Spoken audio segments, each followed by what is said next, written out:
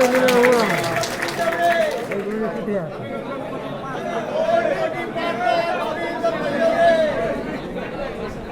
करोड़ एक, 2 करोड़ 2 और 2 करोड़ 3 और ये गई सरपंच की सीट 2 करोड़ की बोली लगाने वाले को। ये वीडियो महाराष्ट्र के नासिक जिले के उमराने गांव का है। यहाँ पर पूरे गांव की सहमति से सरपंच को चुनाव तो हो रहा है, लेकिन किसी लोकतांत्रिक प्रक्रिया से नहीं बल्कि बोली लगाकर, और वो भी 2 करोड़ रुपए की। उमराने और नंदुरबार के खोड़ामली गांव में सरपंच की सीटें नीलाम होने का वीडियो वायरल हुआ तो चुनाव आयोग ने चुनाव पर रोक लगाई।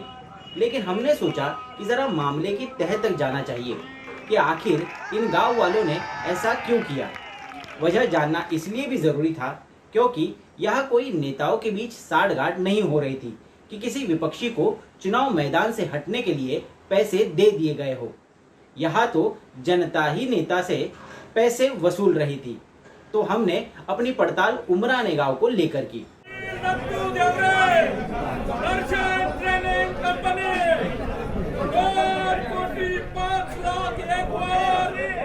मामले की तह तक पहुंचने के लिए हमने कुछ अधिकारियों, पॉलिटिशियन, स्थानीय पत्रकार और सबसे अहम उन गांव वालों से बात की।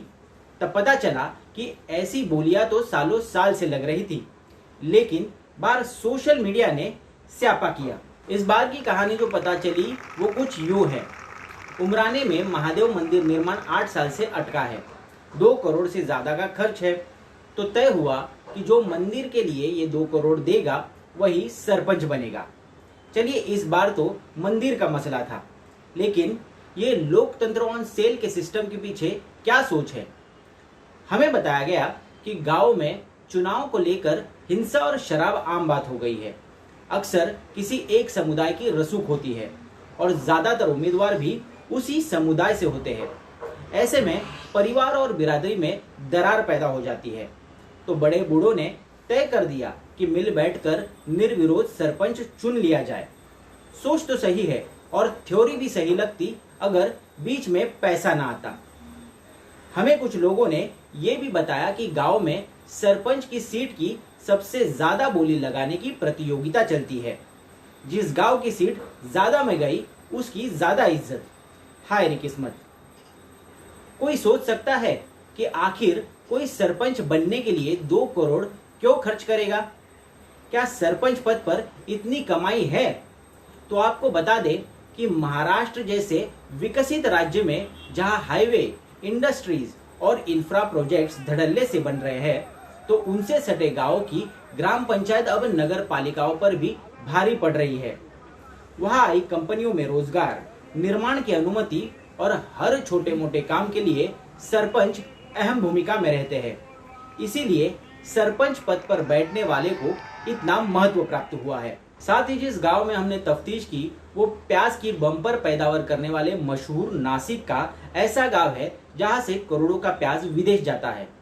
ऐसा नहीं कि गांव में लोकतांत्रिक पदों की नीलामी का विरोध नहीं किया, लेकिन जो भी आवाज उठाने की कोशिश करता है उसका बहिष्कार कर दिया जाता है। प्रशासन ऐसी परंपराओं पर रोक लगा सकता है, लेकिन अक्सर वो सबूत न होने और बहुमत के एक तरफ हो जाने पर बेअसर हो जाता है। कुछ साल पहले नासिक के मुंडे गांव में पंचायत चुनाव में खड़े सदस्यों को हेलीकॉप्टर से लाया गया था। चुनाव से पहले हुई मुंबई और गोवा की उनकी सैर सुर्खियां बन गई थी। फिलहाल चुनाव आयोग ने उमराने और नंदुरबार के खोड़ामली गांव में चुनाव पर रोक लगा दी है, लेकिन इस इलाके में सरपंच पद की नीलामी क्या एक बड़ी समस्या की ओर इशारा नहीं कर रही? और क्या यह समस्या देशव्यापी नहीं है? क्या वोटर के ऐसे बर्ताव के पीछे से ये सोच नहीं है कि नेता चुनाव जीतने के बाद कोई काम नहीं करने वाला, वो अपने वादे तो पूरे करेगा नहीं तो एडवांस में वसूली कर लो।